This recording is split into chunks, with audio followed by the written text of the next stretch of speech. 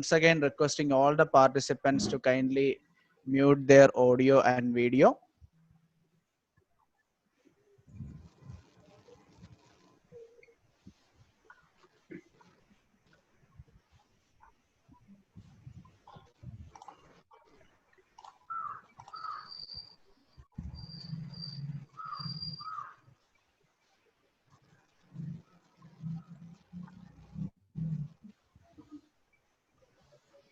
So many of the participants are joining. We will just wait for 5 more minutes so that all the participants can be let in, and we will start with the sessions immediately.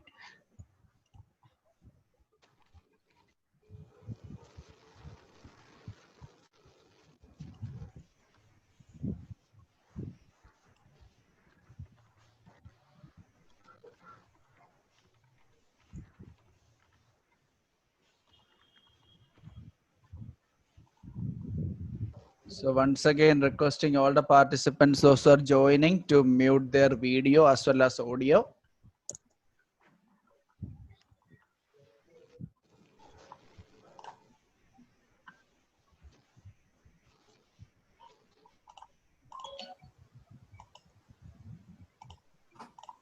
Can you hear me? Welcome, Manu John sir? sir. Yes, sir. Yes, sir. We can hear you. Good evening. Good evening. Good evening. Yeah, Sir, some good evening. connectivity issues, power cut as well. And, Okay, sir. Okay, sir. okay. Yeah, people are adding. Yes, sir. It's adding. So we'll just wait for 1 or 2 minutes so that we can. Yeah.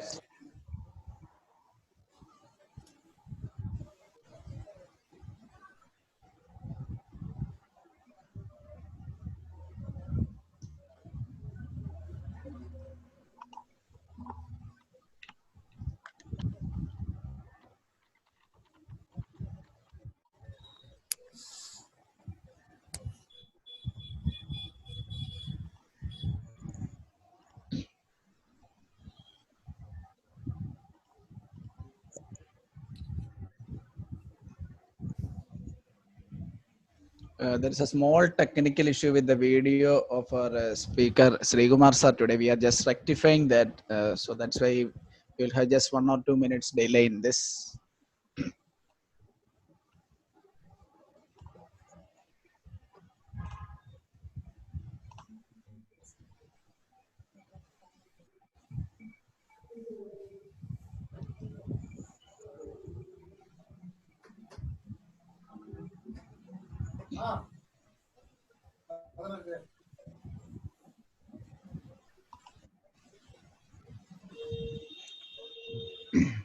So all the participants kindly turn on their video as well as audio because many interferences are coming now.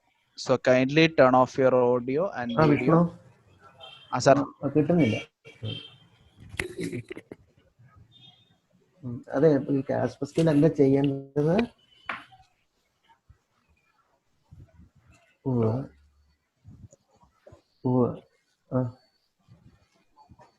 അത് ഓഫാ. സാരമില്ല, അപ്പം തുടങ്ങാം നമുക്ക്.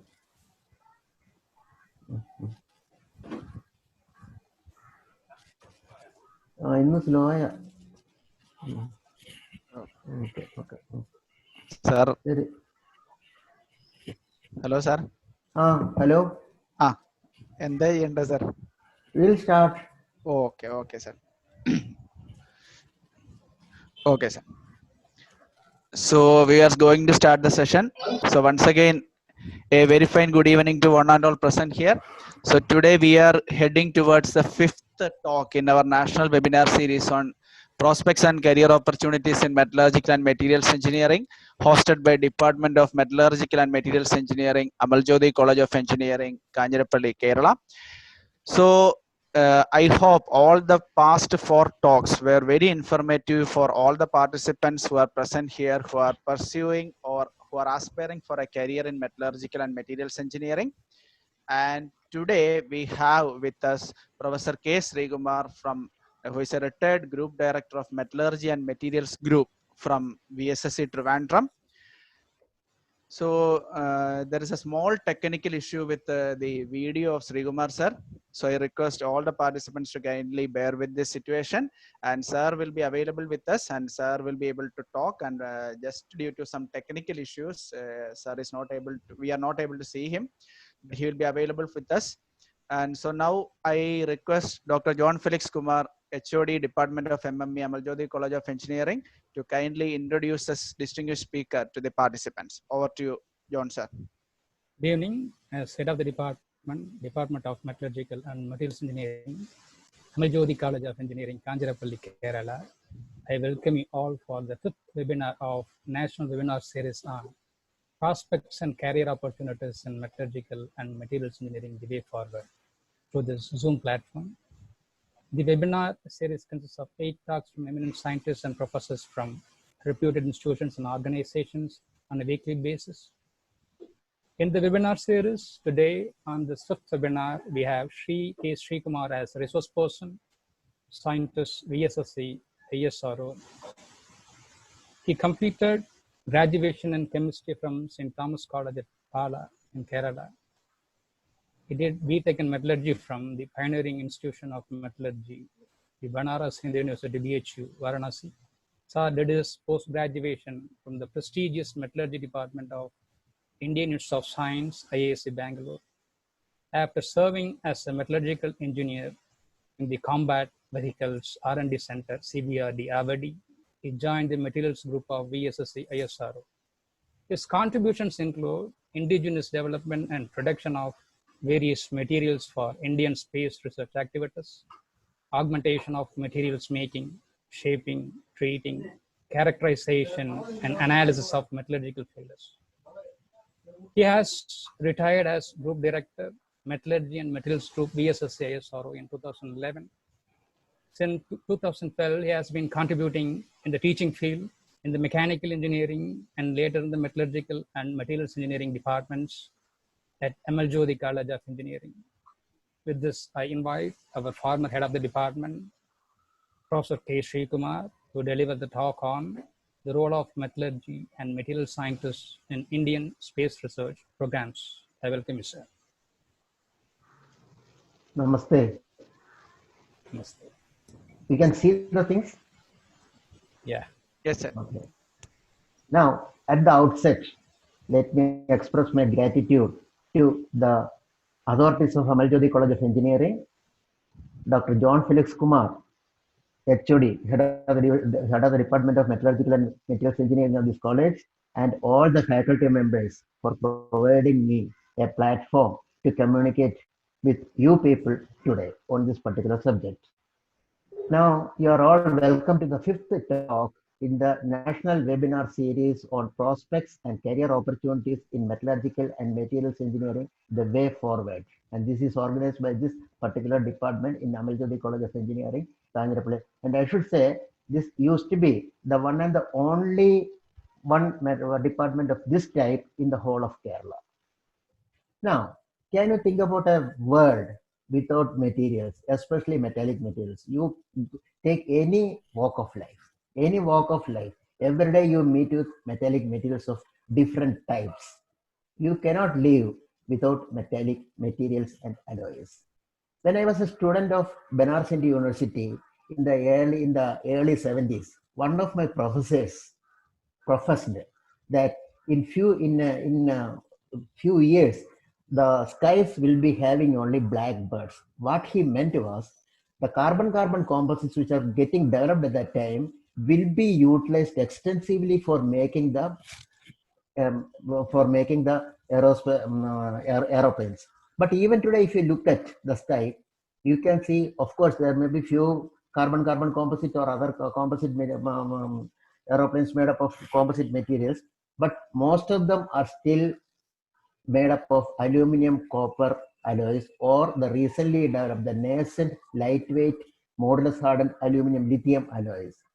You can see this one. Even in this is a dream layer. You can see most of the parts are made up of titanium and aluminum material. You cannot do away with metallic material. Now, what is metallurgy? How will you define metallurgy? metallurgy is the art and science of extracting metals from ores, their respective ores, economically, underline economically, and convert them into products which are useful for the mankind. That is what a metallurgist does. What are metals?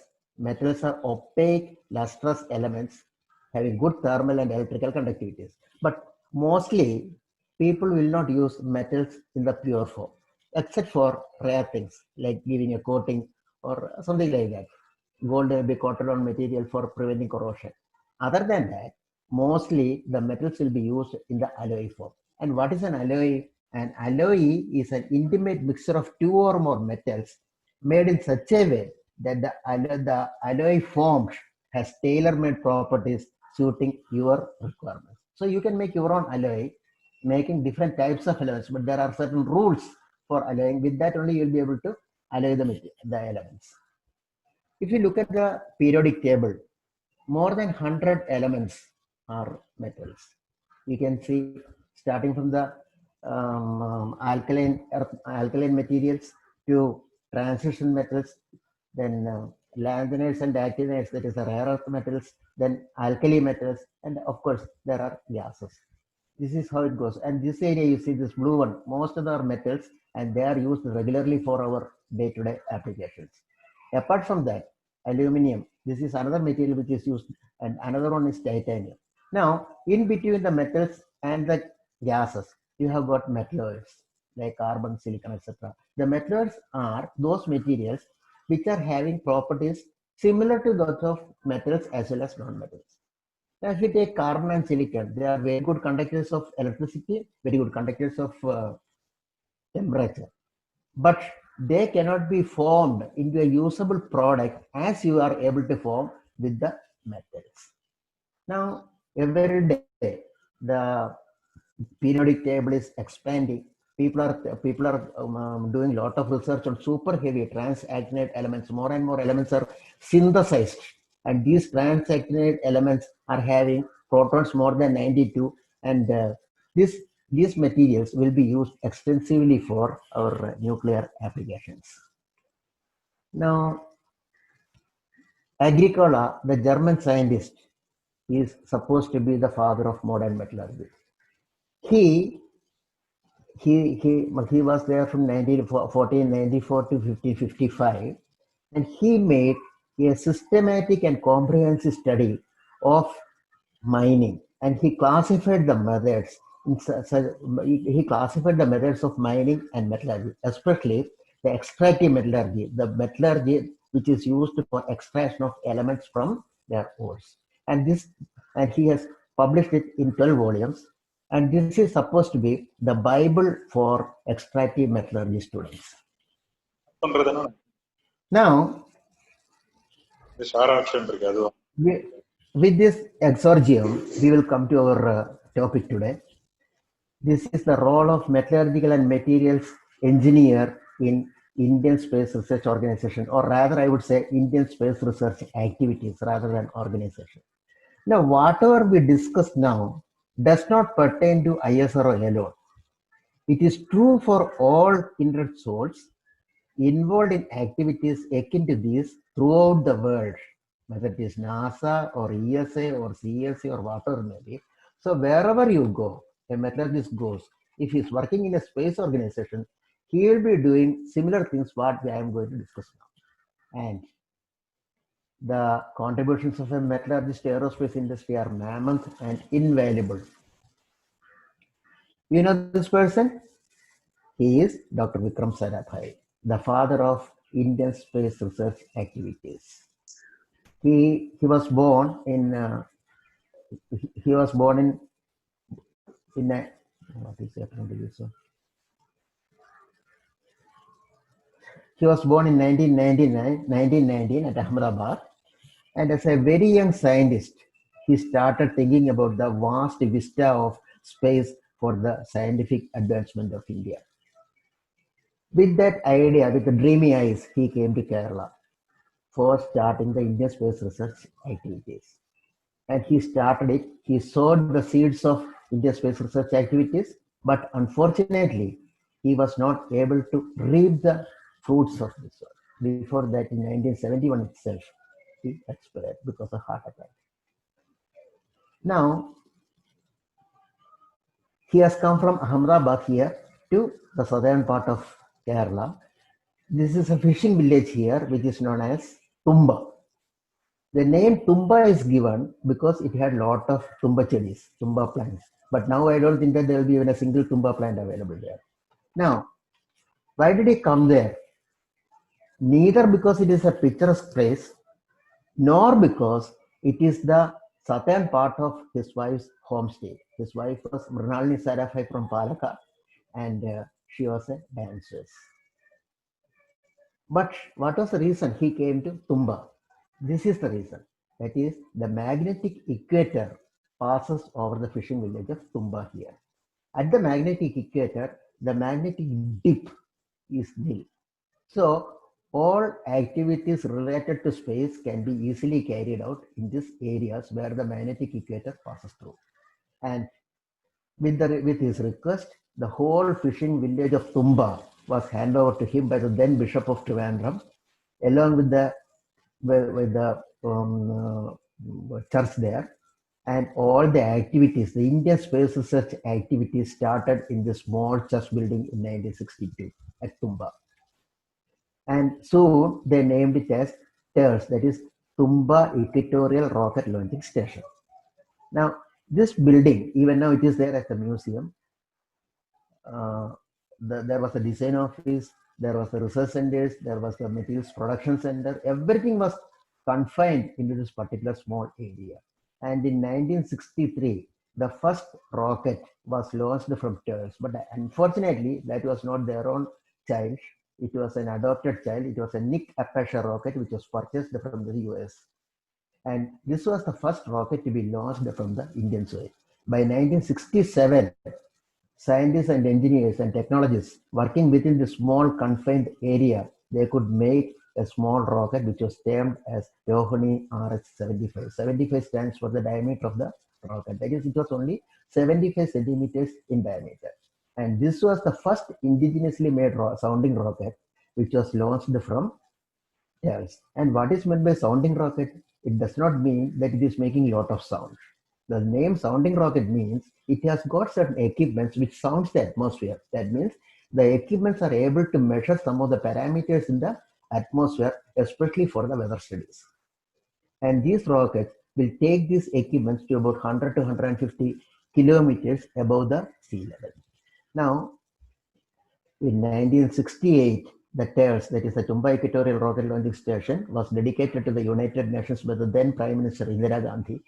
And after that, lot of countries who were doing research activities in space, they used to come to TERS and do their experiments here.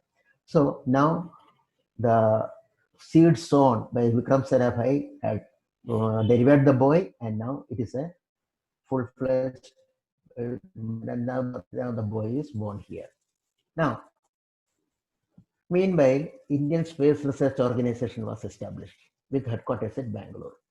The Dr. U.R. Rao and his team made the first satellite, that is Aryabhat, in Bangalore, in a small, I should call it as a small cowshed at Peenya, which has later grown to the gigantic space Indian center, which is making the satellites here.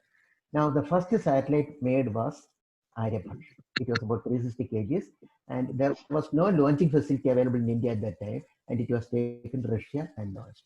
Meanwhile, a launching facility was established at Sriharikota. Now it is known as the Satish Dhawan Space Center. And Dr. Abdul Kalam and his team of people started working on larger rockets capable of taking this type of satellites to the upper strata. And he first made a three-stage rocket which was named as SLV-3, Satellite Launch Vehicle 3, and it was totally it was working on solid fuels, and this was launched successfully from Sriharikota range, and thus began India's space journey in a serious and methodical way. And after that, The growth of ISRO was gigantic. It grew by leaps and bounds. You can see a large number of satellites of different types made for different applications, whether it is Earth observation, communication, education, telemedicine, whatever may be. So many types of satellites were made. Even this interplanetary missions, these started growing like this. And along with that, the satellite launch vehicles also started growing. From SLV-3, now it has come to GSLV, the geosynchronous satellite launch vehicle. In between, PSLV is there, which is our regular vehicle used for regular launch of satellites. You see, the PSLV is one of the cheapest satellite launch vehicles in the world. And many people bring their satellites to launch from India using this PSLV. PSLV, there are a lot of variants. The one which is shown here is PSLV XL Extra Large. And now, recently you might have heard that PSLV is able to launch many satellites, more than 100 satellites in a single operation itself. So India has grown, Indian space research activities has grown from scratch to this level by the hard work of its employees there. Along with that, a large number of centers also started getting established throughout India as well as abroad. The centers were meant for designing the satellites and rockets, making them, fabricating them, then integrating them, then launching them, and after launching, tracking them, tracking the satellites, getting information from the satellites, and converting the information into for the use of mankind. So this type of large number of centers started growing, and now ISRO has grown into a youth, a handsome youth with a full-grown brains. Along with these things, ISRO, the scientists in ISRO started doing a lot of other experiments also, like space capsule recovery experiment to recover a space capsule from from the atmosphere.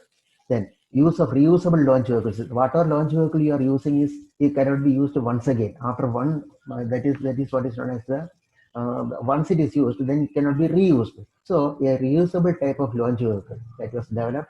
This will take the satellite to a particular height, and after that it will come back again, can be used. Then crew module atmosphere re-entry experiments. This is the crew module which has fallen into the and how you will be able to recover that. Then supersonic combustion ramjets, that is high-powered engines which breathe air. That is for a fuel to work, some oxidizer is required. So an oxidizer and fuel has to be carried by the rocket once it is launched. Now in this particular type of engines, only fuel is required. It takes air, it breathes air from the atmosphere. So no oxidizer is required. That means the weight of the initial stages of the rocket can be reduced. Then you have got, you know about this interplanetary missions like this. Then development of cryogenic engines. You see how complicated it is and how many different types of materials are used here. Then comes the semi-cryogenic engine where kerosene is used as the propellant or fuel, and oxygen as a liquid oxygen as the oxidizer. Then you have got the ISRO orbital vehicles and suits for the people who are to be sent in this orbital vehicles. So these are some of the developments along with other rockets as well as satellites what ISRO has done. That is the space applications and societal services of ISRO, starting within a small church. Now they are aiming at the space platforms. So as a ISRO in the last 50 years has grown from a child to a full-fledged athlete. Now you see, it is something like an athlete. The ISRO scientists fight after everything. The paths of the engineers and scientists were not spread with rose petals. They were thorny, and they learned and mastered the technology from scratch. I'm repeating, from scratch. Nobody was there to help us.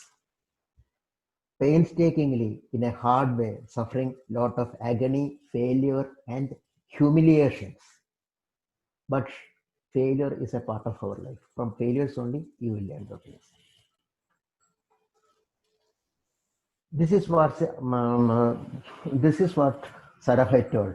If India has to be one among the international communities, and it should not be second to none in the application of advanced technologies to the real problems of man and society. For that particular purpose, one way to advance our understanding of the growth of institutions is through a wider sharing of knowledge gained from meaningful experience. For that, what is required? A large number of people are required. People of engineers and scientists of various walks of life, they are required to design, develop, build the satellites for specific uses, make launch vehicles, and take them to the designated positions in the space and collect and analyze the data from there for all these purposes, that is communication, education, telemedicine, etc., etc., etc., etc. So a host of people from different technical backgrounds work in unison in ISRO to achieve one goal. What is that? Build indigenously and launch successfully satellites and space vehicles, place them in the designated position in space with suitable launch vehicles with utmost accuracy and textbook precision. That is what is done nowadays. To analyze the data received and use them effectively for the betterment of mankind. The textbook precision, once the after launch is done, people say it is done with textbook precision. That means you are able to place the satellite in the particular place as planned earlier. So these engineers and scientists sows the seed of the projects, then they make the designs, then they try to translate them into reality, but they face lot of problems in between. But with their persistent effort and working relentlessly day in and day out, they circumvent all these difficulties and make the ISRO programs a success. Now, it is well known that the work culture of ISRO is unique. You will never get this type of work culture. People are working together, whether it is an electronics engineer or metallurgical engineer or a chemical engineer. Everybody is working together, and this type of work culture you will not get anywhere. That is why ISRO is what it is today now. Now, as I told, different engineers and scientists are working on various programs, but how to make them a reality? For that, lot of materials are required. Who will get these materials? The metallurgical and materials engineers of ISRO, as well as elsewhere in the country. Not only ISRO, we take the help of people from outside also. What do they do? Some of the materials may be existing here for some of the applications. Some of the materials may be steels or aluminum alloys or titanium alloys. So the ISRO metallurgists evaluate them and assure their suitability for the project.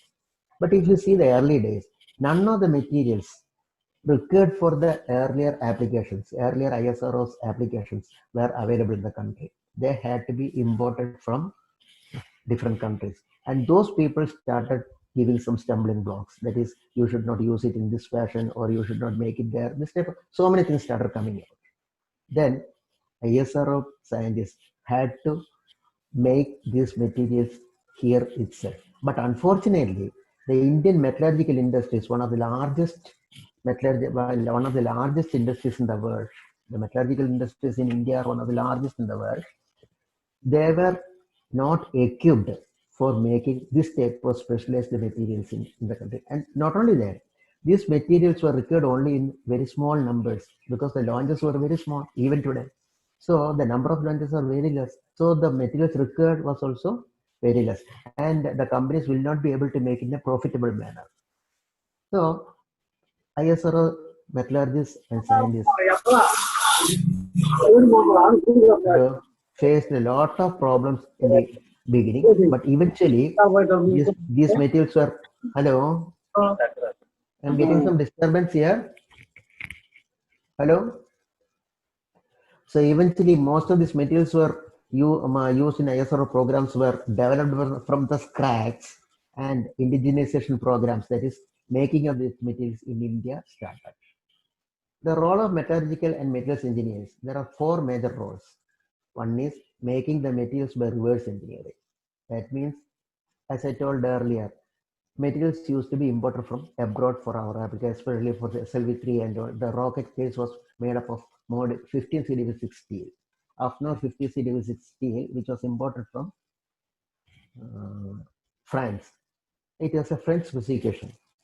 And the ISRO scientists, they did the reverse engineering and made that steel here using our own facilities in India, using Rourkela steel plants. Another one is stainless steel. Different types of stainless steel used for our cryogenic applications. Initially, everything used to come from Russia. And the Russian materials, you know, contains almost all the elements present in the periodic table. While they could have been replaced with some of the materials available used by the Americans, but they were not allowing us. So the Indian metallurgical engineers and scientists had to do the reverse engineering, study these materials, and they could make these materials in the lab, and now they are all made in India itself. Similarly, bracing alloys. You know what is bracing alloy? If you want to join two metallic components, you brace them. That is, you take the two components, bring them together, put a foil of this bracing material in between, press them and heat them at high temperature so that the bracing material melts and goes into both these components which are kept at the sides by capillary action. Once it is cooled down, these components will be joined together. That is one way of joining the metallic materials. So a lot of different types of bracing alloys. There also, if you see, a large number of elements which are present in the periodic table were put. So that also could be made by the Indian metallurgical and materials engineers of ISRO. Another one is the modification of the chemistry of the selected materials or their manufacturing and conversion process or both. That means modification of an existing material. Again, I am coming back to the Afnor 5036 steel, which was used for SLV. That material, that particular steel is known as a high strength low alloy steel. Now, meanwhile, the metallurgists in Vikram Sarabhai Space Center, they developed a ultra high strength material which is known as the maraging steel. But the maraging steel is very costly, contains lot of materials of strategic value, strategic nature, and it was very difficult to produce that material that time. So, in order to have a material which has got properties at par with this ultra high strength maraging steel, the 50CD6, Afnor 50CD6 steel was modified. Its chemistry was modified first. That is, the steel has got 0.15% of carbon. By increasing the carbon content to 0.3%, the strength of the steel increased drastically. The strength has come almost at par with the maraging steel. But the problem is, if you are increasing the carbon content, the strength increases, but the material becomes less and less ductile. That means the material becomes more and more brittle. It is very difficult to work the material. So how will you improve the workability of the material? For that, there is something which is known as grain size refinement. Now, if you look in the paddy fields, you can see paddy in the field itself. Lot of boundaries will be there between the areas. In one particular area, the paddy will be in one particular direction. It will all be sowed in one particular direction. Then a boundary will come. Then another paddy field is there. That means in Malayalam they call it as Vayal Varambu. So in between the Vayal Varams, you are getting paddy fields. So if you look at the metallic materials, these grain boundaries are like this. The grains are like this paddy field, and the grain boundaries are nothing but the Vayal Varams. Okay. So if you are reducing the size of these grains, you can increase the strength. At the same time, you can make the material more ductile. So what the scientists did in ISRO is they first increased the carbon content so that the strength increased. Then they reduced the grain size of this 50CD6 steel by inoculation techniques, and they reduced the grain size. By reducing the grain size, not only the strength improved, but the ductility also improved. Now, a third improvement was also done in this material, that is in the processing. By normal melting, you will get a steel which may contain some impurities. So, when the impurities are there in the steel beyond a particular specification, then they are known as the unclean material. You will not be able to use that. The strength will come down and the toughness will come down. So, in order to have a cleaner material, a process known as electroslag refining, was adopted while making this particular steel. So the 50 series, Afner 50 series steel was remodified by increasing the carbon content, by reducing the grain size and melting it and refining it using the electroslag refining process, such that its properties became at par with the ultra high strength maraging steel, which is very, very costly. So that is the second one. Third one is design and development of new materials from scratch. Example is maraging steel itself. It was not available in India, and we required maraging steel for the first stage of PSLVs and GSLVs. If you see the first stage, it is made up of maraging steel plates. This was not available. Again, this material was developed somewhere in 1950s by Decker and his group in International Nickel Company America, and they were not ready to give the details of that. And it was very costly. We were unable to purchase it. So the metallurgical engineers in ISRO started making this material, that is designing this material. A large number of alloying elements are there and they have to be properly put, so then only this material can come out. The initial material which was developed was very brittle, but slowly improvements went into the making of this materials, and in the laboratories of Vikram Sarabhai Space Center, this material was born. And later, plates and rings of required sizes of 3 meter and more sizes, and plates of 9 meter long started rolling out of Roorkela Steel Plant as well as Mr. Dhatu Nigam Limited in Hyderabad. That is what is known as the indigenization of material. That is, the material was designed and developed in-house, and then it was taken to the industry for making. And that is what is known as the indigenous production. Whatever you had designed and developed within the laboratory, they were made in an industrial basis using the Indian industries. So these are the four major jobs assigned to the metallurgical and materials engineers. Of course, they have got other jobs also.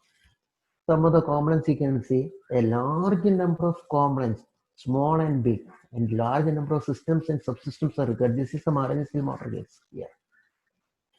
This is aluminum. Then you can see this is a GSLV. How many components are there in this? And most of the components will be metallic in nature. And who makes them? The metallurgical and materials engineers of ISRO and elsewhere. Now, the materials used for satellites and launch vehicles, they had to face very harsh and varying environmental conditions because it is going to outer space. Then resist radiations. They had to be stable because there may be a lot of vibrations, and they had to withstand wear, tear, etc. So a lot of conditions are put on the materials which are to be developed for Indian space research activities, Indian space research programs. And some of the materials developed by the Indian metallurgists in these laboratories are ferrous alloys, non-ferrous alloys, copper, aluminum, magnesium, of various hues, various types, ceramic materials for high temperature applications, polymers, composite materials, thermostructural materials which withstand temperature at which have got high strength at high temperature, then thermal protection systems.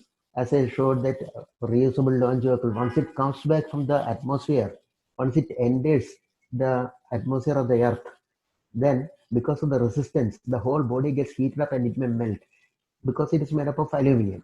So it has to be protected by thermal systems, the thermal protection systems like silica tiles, carbon cloth, carbon silica cloth, so many things. Then different types of coatings for corrosion protection, advanced structural materials, there is lightweight materials like titanium alloys, aluminum, lithium alloys, etc. Smart materials for certain particular applications like shape memory alloys, then functionally graded materials, shape memory alloys, as I have already told, the nanomaterials that is being developed now. Now, when we talk about the nanomaterials, the first thing that comes into our mind is the carbon nanotubes. Somewhere in the 80s, I think, the carbon nanotubes started coming up. At that time, in one of the articles in the prestigious Scientific American magazine was on this material. And what they told, they professed that you can use you can make small ladders. You can make ladders with carbon nanomaterials, which can be which will be hanging from a spaceship, and people from the Earth can climb over these ladders and go to the spaceship and come back. This was a very what is it called, uh, mad thinking. Of course, always this type of thinking only will come to reality later. But now I heard that people are thinking about making this type of things for avoiding the launch vehicles themselves.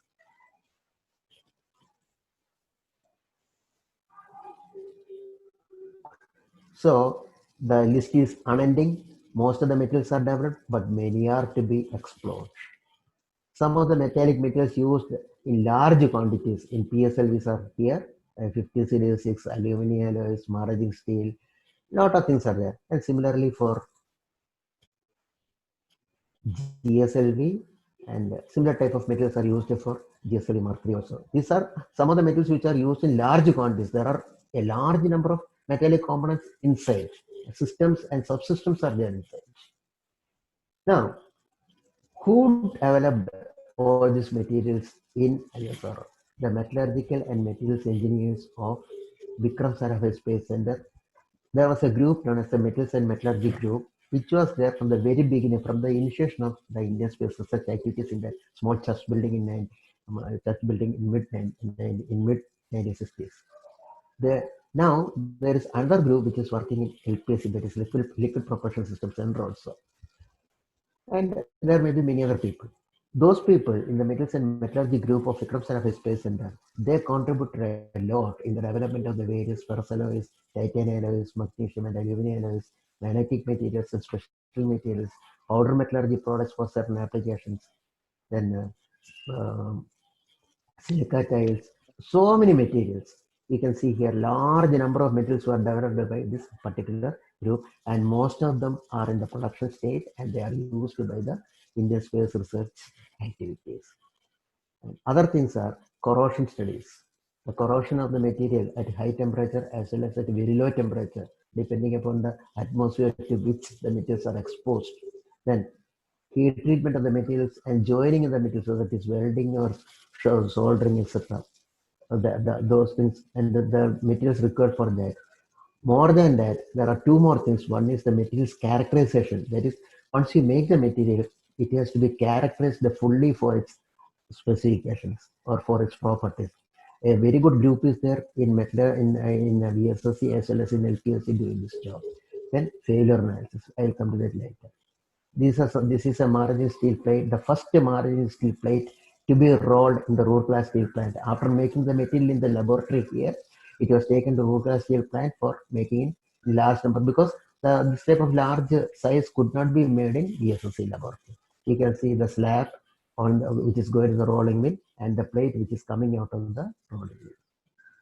And that material, that plate is converted into the rocket motor case by using this welding. So this welding methods also had to be developed. You can see this.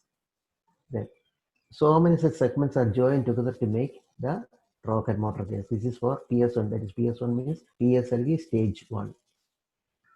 Similarly, there are a large number of other metallic materials. This is one of the largest castings, magnesium castings made. Then even very small materials, very small castings, different types of materials are developed for different applications. This is a titanium gas bottle, which is known as a gas bottle. The titanium 6 aluminum 4 vanadium alloy. It is made, and after that it is forced into this hemisphere using the facilities at SIFL Tichur. And after that, after machining, two will be joined together by laser welding. All these things are done either in VSSC laboratories or in some of the laboratories outside. Even BrahMos is contributing to this. Then you can see the aluminum alloys, lightweight aluminum alloy honeycombs made. Then in a lecture by Mr. Sherin Thambi, he was talking about explosive welding. Explosive welding of two materials. See, this is an example of that. This is two materials, that is aluminum as well as stainless. Hello?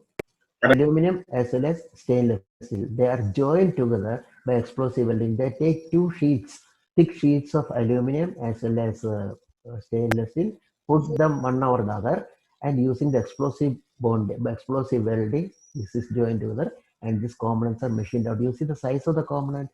This is the size of a pen, and you see the component size itself.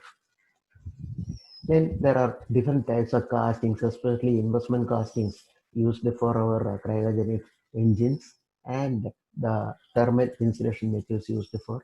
So what I want to say is that the role of a metallurgy and materials engineer in ISRO and in similar organizations is very mammoth, and the metallurgist in ISRO is a blacksmith with a goldsmith precision. What does it mean?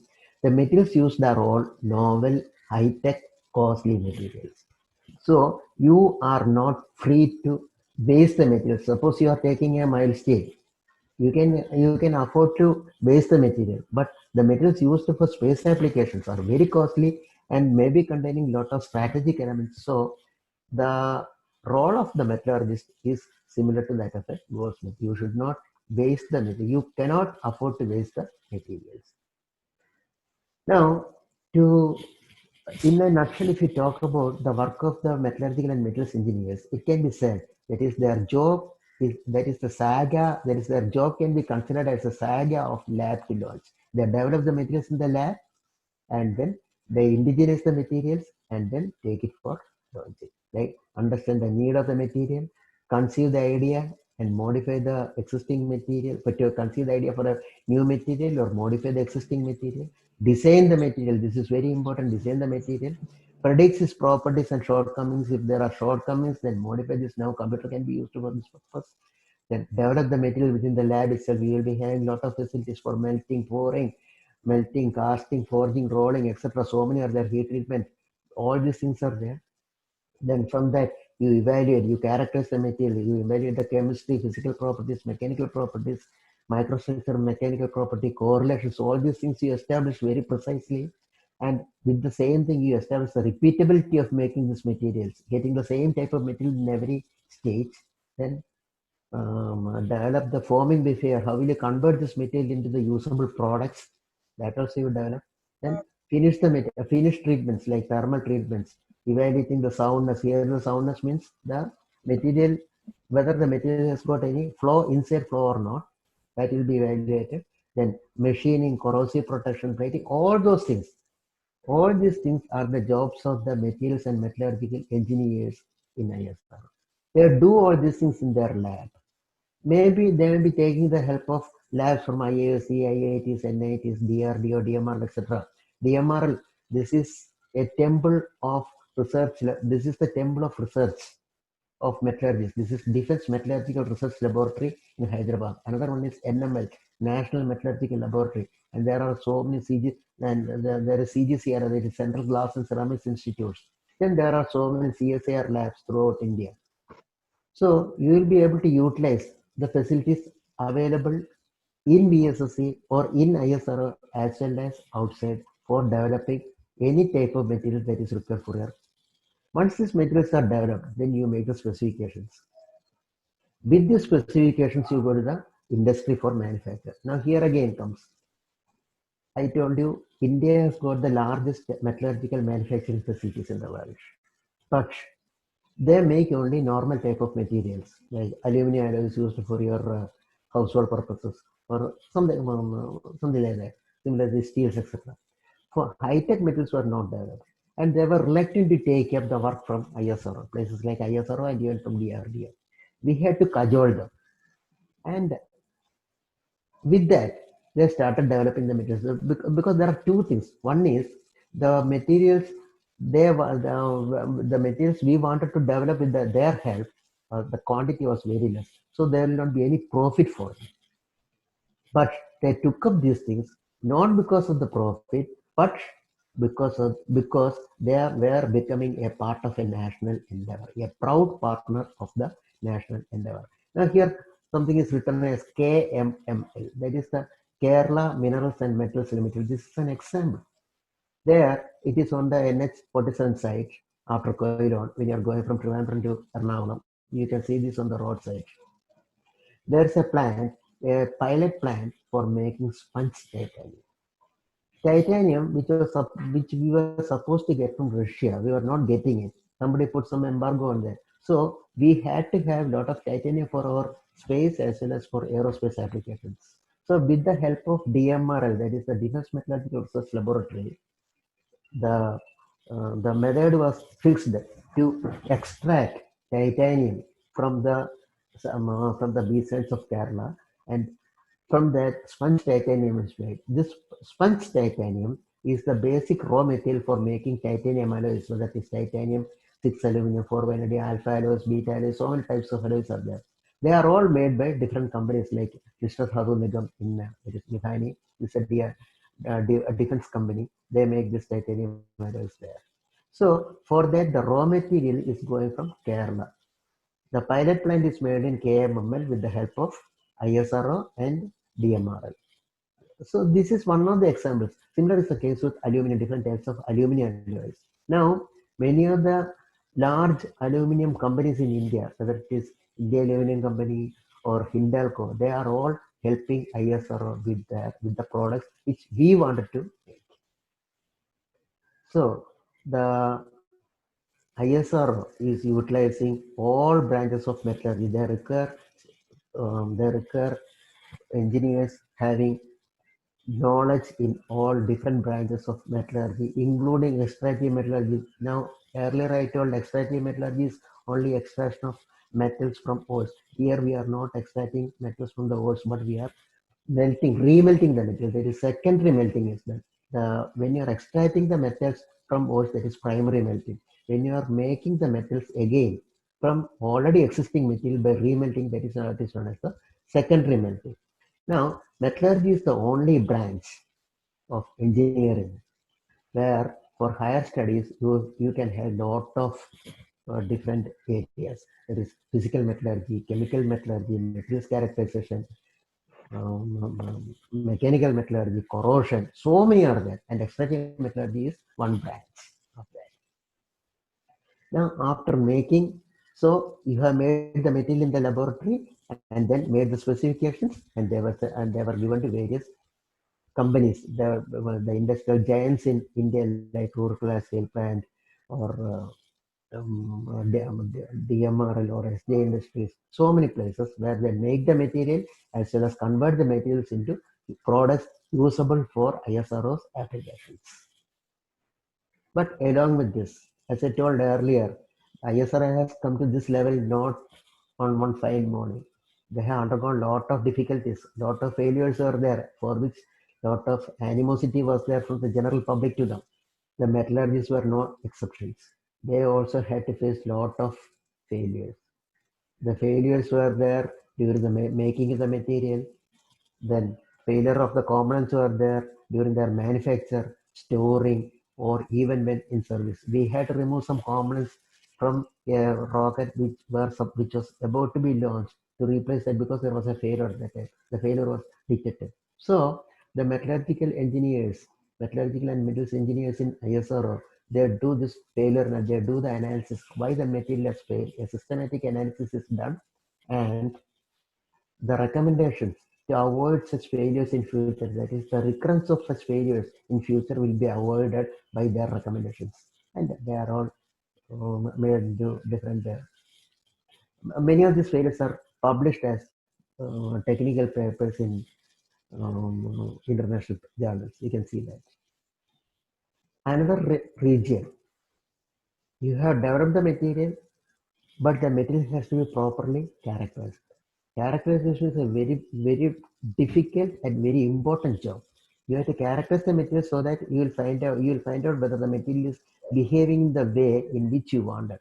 For that, a large number of laboratories with different types of equipments are there, starting with the optical microscope, scanning electron microscope, with the Buratran pipette, there is chemical analysis, spectroscope, optical microscopes, electron microscopes, so many are there. Then mechanical property evaluation, then non-destructive testing, creep, corrosion testing, so many. So a metallurgical and metals engineer in ISRO is doing not only the development of materials, but he has to characterize using these equipments. So he has to be well versed with these equipments also.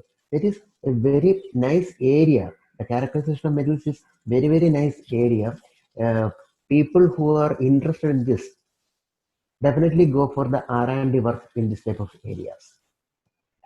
And in my opinion, a metallurgical engineer in ISRO should have three P's. What are these three P's? One, he should have a project. Then second, he should have a product from that. Then thirdly, he should have a paper, a technical paper published from that. Then only the people will recognize. With all these things, you will get timely promotions. You will come up in the structure. If you see, the large number of new activities are planned by ISRO, like Aditya mission, then interplanetary missions, Gaganyaan, Shukrayaan, Mangalyaan, then air-breathing propulsion systems, space station. All these things are planned. For all these things, materials are required. And who will develop these materials? The metallurgy and materials engineers. I said not only the development, characterize, produce, make the component and give to the project. That is your job. And see, the man, machine and motivation. You should be highly motivated. This comprises work in the laboratory. You are the resource person and you have got a lot of equipment and you have got the expertise, and in the lab you develop the material. Then the saga is from lab to launch. For launching, it has to go to the industry. The same material has to be made in large quantities, again characterized fully, and then converted into product. And this product will be used in the launch vehicles or satellites. So your job is to build a nation through the making of satellites as well as launch vehicles. And you will be involved in large number of future programs once you get into ISRO. As I have seen, or as I have felt in ISRO, everyday job is a challenge. Every day morning when you reach there, you are finding a new job. A metallurgical and metals engineer in ISRO will never be sitting inactive. Always he will be having something. Either the development of the materials, characterization or failure analysis, everywhere he will be involved. And I can assure you that your word will be the last in ISRO. So the work a metallurgical and materials engineer does in ISRO can be put in a nutshell like this. Then you have got a fertile soil, that is the ISRO itself. You are putting the seeds into the soil or in the pots, and then you are nurturing them. The product is obtained, and ultimately you will be able to have a contented life because your product has come out. So from the morning to the evening, from dawn to dusk, as far as a metallurgist is concerned, you will either in ISRO or anywhere else. If you are a passionate metallurgist, you will always be active throughout the complete day. And you will be thinking about the fresh ideas and getting ready to face fresh challenges for the next day. This I am not professing or anything. This I am telling from my own experience or the experience of people who worked along with me. The large number of inventions and innovations are to be done not only for ISRO, not only for the space activities, but for all other fields. New technologies, machines, new materials, like this type of new materials are coming out, and you will be involved in all these type of activities. With that, you will be having, I can assure you, you will be having a very contented life. You will feel that you are doing something good for the nation. You will be proud of it. So the next three slides I am going to show you is not to frighten you. These are some of the areas earmarked by ISRO in the field of metallurgy. This, as school students, you need not bother for them, but if there are any metallurgical students listening to this, you can take up this type of work. Different type, I'm just giving a list. These are all recently earmarked. Different types, whether it is the development of materials, characterization, or even basic studies, research activities, or joining of materials like this one. So these are all various areas where your expertise, the expertise of a metallurgical and materials engineer is required in ISRO now. development. So this is only constitutive equations. From that, non-composite set will be developed. So the horizon is extending every second for a metallurgical engineer. And don't you want to be one among these people? This is Dr. Brahma Prakash, Dr. Krishnadas Nair, Dr. Srikumar Banerjee, Dr. Rama Rao, Dr. Ramchandra Rao, Dr. Abraham, and this is my own guru, Dr. T.R. Anandaraman. They are all great metallurgical engineers and teachers. And this slide I am not going to explain much because already Rajesh has talked to you about the scope of metallurgical and materials engineers in other places, whether in India or as well as abroad. But you can see the engineers from Amal Jyoti College of Engineering, mainly mechanical engineers as well as metallurgical engineers, many of them have gone abroad for higher studies as well as for doing research. So many are there outside now. Now, as a student of metallurgy, a school student, if you are able to get this Tell Me Why of June issue, this gives in detail about the various methods used for our activities. For various activities, almost all methods are covered in this. So with this, I am coming to the end of my talk. So make material science and technology a passion of life and be proud to be a metallurgist. Thank you very much. Thank you, Srikumar sir. It was indeed a very wonderful session, and I just feel like I was traveling right from the inception of ISRO to the recently developed indigenous materials. It was right through the history you have taken us and you have explained, and how each material or a metallurgical and materials engineer, how he can contribute to the development of this kind of indigenous materials in our country. And I really believe that this would have created enthusiasm among many of the practicing metallurgical engineers as well as students who are aspiring for their degree in some of the professional courses. It was really indeed a very wonderful journey for the past 1 hour we all had experienced. And now the session is open for the queries from the participants. So some of the questions we can take up now.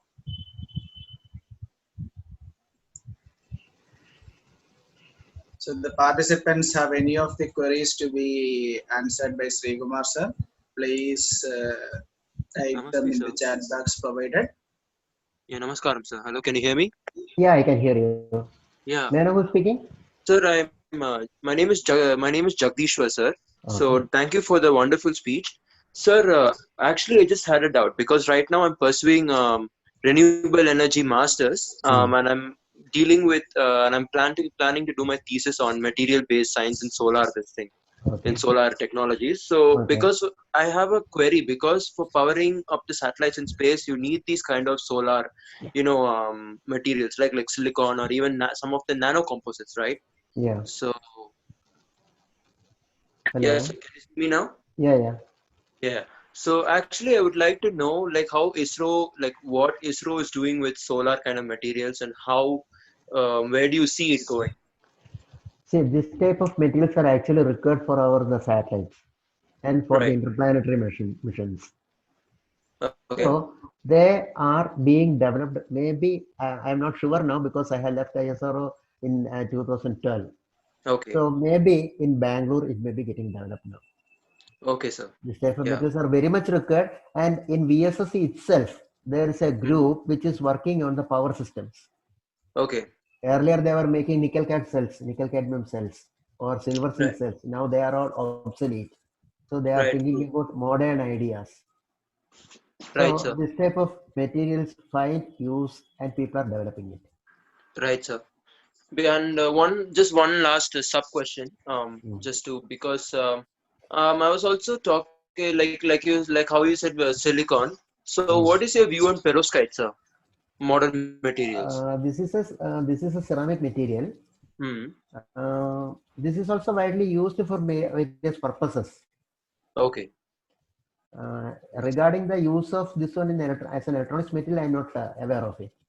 I think, Okay, sir. Yeah. see, a lot of work is being done in IIT Bombay on this. Where Right. are you doing your research? Sir, right now I'm doing it in UNSW Sydney. Oh, okay, okay.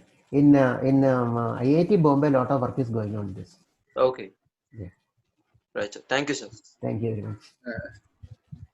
Sir, we will take up another question. Yeah.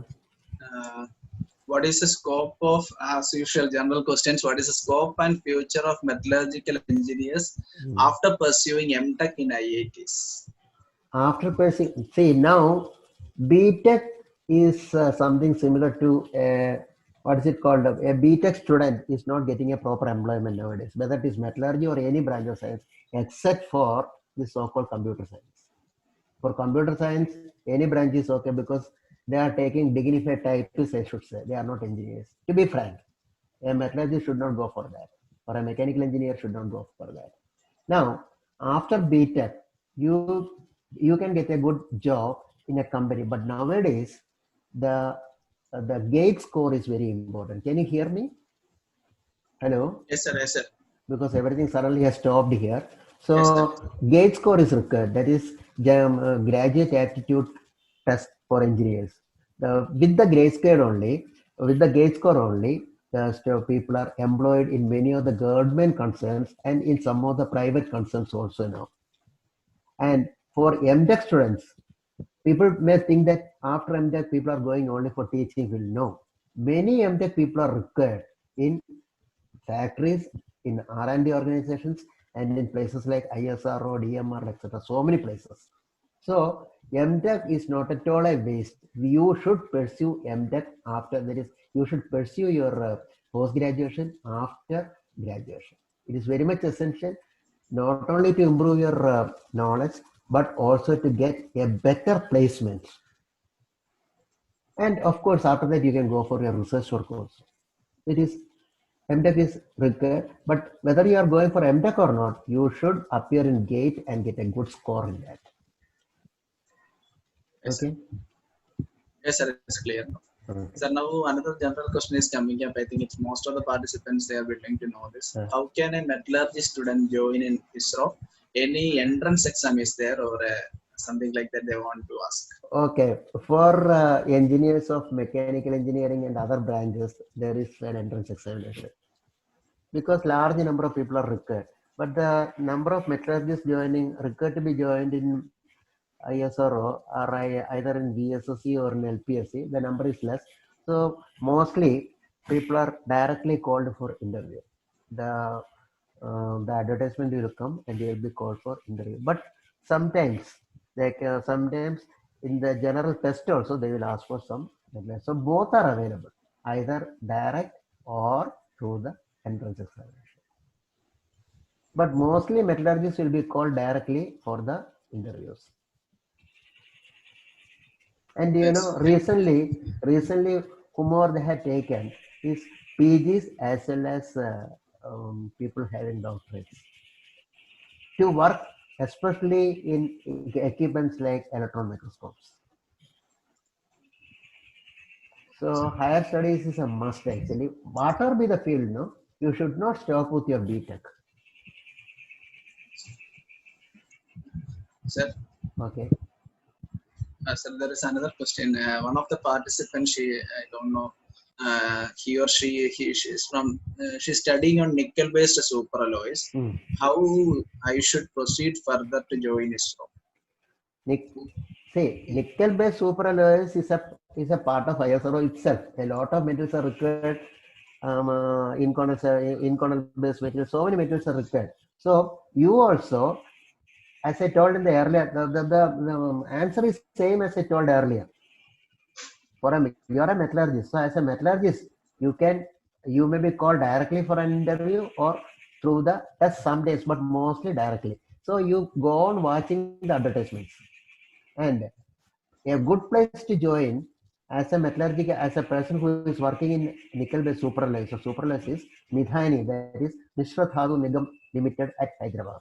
That's a DRDO company where they make these materials. And these materials are required not only for ISRO, for DRDO, for space applications, so many things are required, aerospace applications, etc. So that company makes lot of different types of superalloys. Thank you, sir. Is there any other question we have participants want to ask? We just have one or two questions we can take up now. Hello. Hello. Yes, sir. Can you hear me? Yeah, I can hear you. Yeah. My name is Satish, K. Satish. So I just completed my BTech in metallurgy on 2010. So last 10 years I'm working in this field. So in steel industry and both in automobile industry. Basically, my profile is about failure analysis. Yeah, very Last good. 5-6 years I'm working only in failure analysis and Yeah. through SEM and other advanced microscope. Okay. So my concern is, what is the opportunity for person me in failure analysis or in advanced materials? So what we need to prepare? So I want to appear in I want to join in ISRO. So Yeah, what is for joining ISRO, what I have told earlier is the same. yeah, I got it. But So with your expertise, yes. especially working with the different types of microscopes, you will have a better chance. Okay, sir. When you are called for the interview, Okay. first of all, the failure analysis. How do you do the failure analysis? You know about the fish diagram, fishbone diagram, and other things. If you are able to explain Yes, sir. a failure during your interview, Okay. smashing, then you know how to operate in a SEM. That's a Yes, sir. very great thing. Operating one equipment itself is a great thing, no? Such an equipment.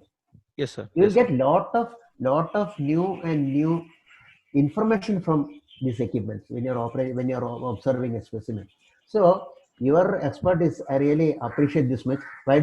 Have you converted your findings into papers, or even you can write a book on this?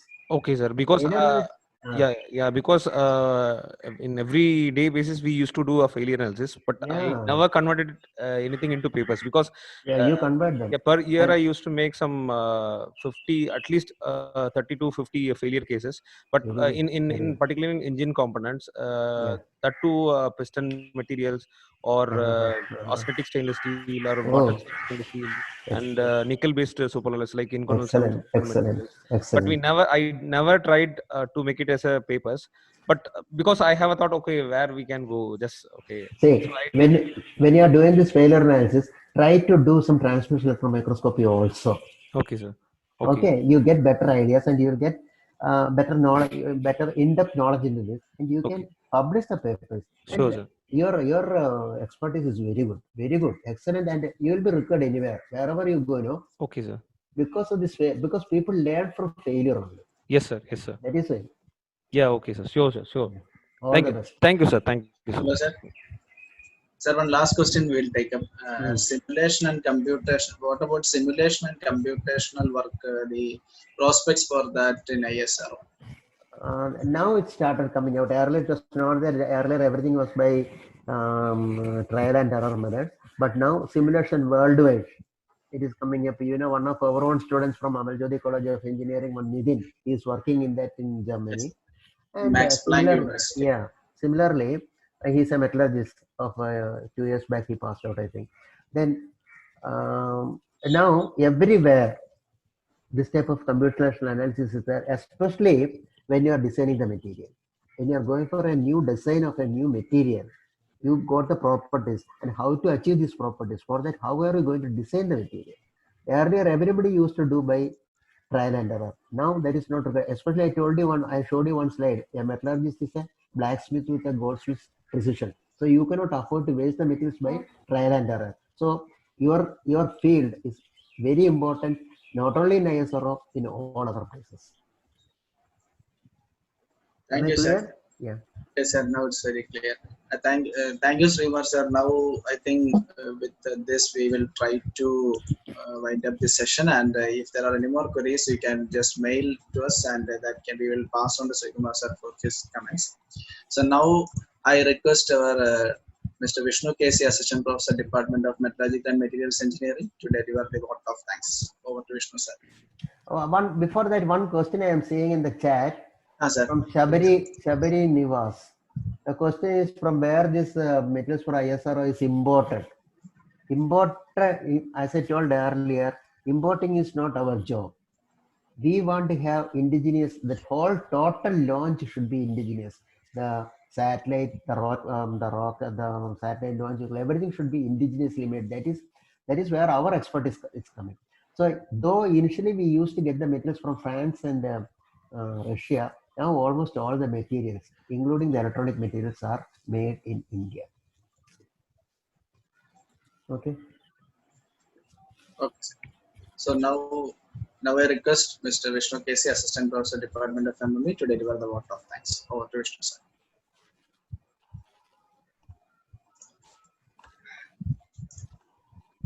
Okay, thank you, Minister. So, good evening to one and all. So, thank you, Srinivasa, for this interesting session. The talk was very informative, and the way it was arranged was very beautiful.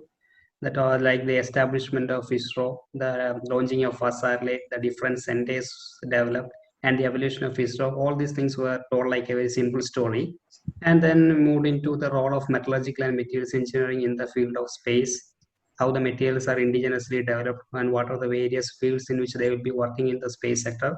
And all those talks were very highly informative, and I am sure the participants, or currently the students who are doing the graduation, as well as the engineering aspirants who are going to take up the metallurgy engineers, are very highly benefited from this session. And again, on behalf of the Department of Metallurgical and Materials Engineering, I would like to extend our sincere thanks to Professor K. Srikumar for accepting our invitation to take this session. Also, our heartfelt thanks to all the participants for the active participation. Now, before we are moving to the end of this session, I would Thank you, like Vishnu. to... Yeah, thanks, sir. Now, before moving to the end of section, I would like to remind all the participants about our next talk. So I'll be sharing the details. I hope you can see this one. So is it visible? Yeah. Yeah, the next talk will be on August 8th by Professor K. Narasimhan. He is the professor and head of the Department of Metallurgical and Materials Engineering, IIT Bombay. And the talk will be on the scope and opportunities in metallurgical and materials engineering for an engineering aspirant. So date is on 8th August, the same time, 5 to 6 p.m. And for all the participants who are already registered, the details will be shared to you.